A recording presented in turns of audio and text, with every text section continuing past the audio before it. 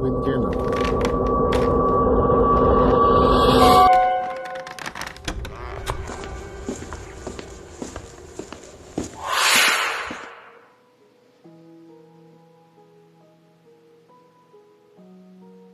We were playing Star Wars on the driveway. I sat in the car, he crawled under the car. The car was the Millennium Falcon. I pushed the e-brake to go into warp speed and it rolled backwards over him. I managed to jump out before it smashed into my stepdad's tool shed. I didn't even know how an e-brake worked. It was a steep driveway. It was an accident. My brother coughed strange, gasped for air, tried to scream for help, but only gargled wheezes escaped. Sounded like a cat coughing up a hairball. A broken rib had punctured his left lung, and his spine was snapped. He looked like one of those circus contortionists, writhing on the ground. He died in the hospital later that day. He was 6 years old. Mom had a severe nervous breakdown.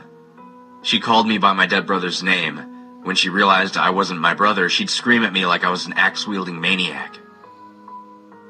So I moved in with my biological dad after Mom attempted suicide. Dad wasn't a violent drunk, just irresponsible. He cheated on Mom numerous times. He never judged me for the accident, though. He didn't really care for my younger brother anyways. It wasn't even his kid, it was my half-brother. Mom had him when she remarried. Dad let me stay up late and play video games. I liked him. I made lots of friends in grade school, but never kept any for more than a week. I was an odd kid. Not even the school bullies picked on me. I think they pitied me. I almost wished they would have bullied me. Hostility is better than indifference. Things improved in college. I even sort of repaired my relationship with my mother. She started seeing a therapist and got on Prozac or something. I dated a nice girl and made a couple of friends. College was all right. Things got bad again about 3 years back. I got minor PTSD. It was weird because the accident had never really bothered me much until then. I mean, it bothered me, but it didn't bother me, you know? Like, I never lost too much sleep over it, because it was an accident. But 3 years ago, I started waking up with an overwhelming sense of dread. Like I was locked in a room and the walls were pushing in closer and closer. I could feel my brother in the room with me. I don't believe in the paranormal, but I do believe that memories are always a moment away. Like 1 second ago is basically no different than 10 years ago. They're both just chemical memories and they're both equally real. Time doesn't fix things. It just distracts you. Anything could set off a panic attack. Seeing a steep road, hearing someone cough, seeing a car, etc.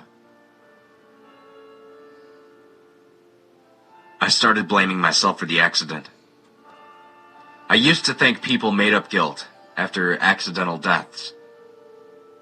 Like, if you killed a cat that ran in front of your car, you'd pretend it was all your fault and say you felt horrible just to get pity from people, but deep down, you knew you had nothing to do with it. The cat shouldn't have ran in front of your car. I never wanted pity, so I never drowned in self-blame. Until a few years ago.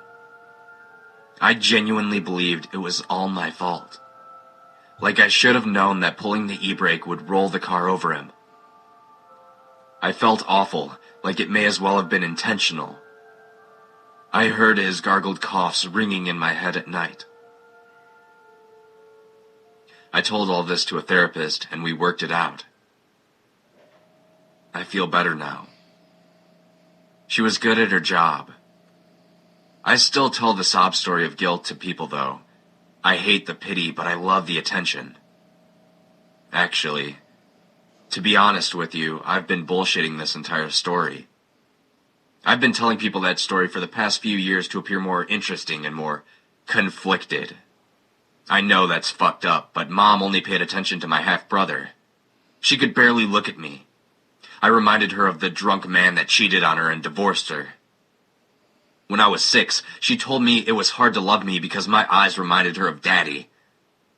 She wasn't saying it to be mean, she was just being honest. But I wanted her to pay attention to me. I wanted her to love me.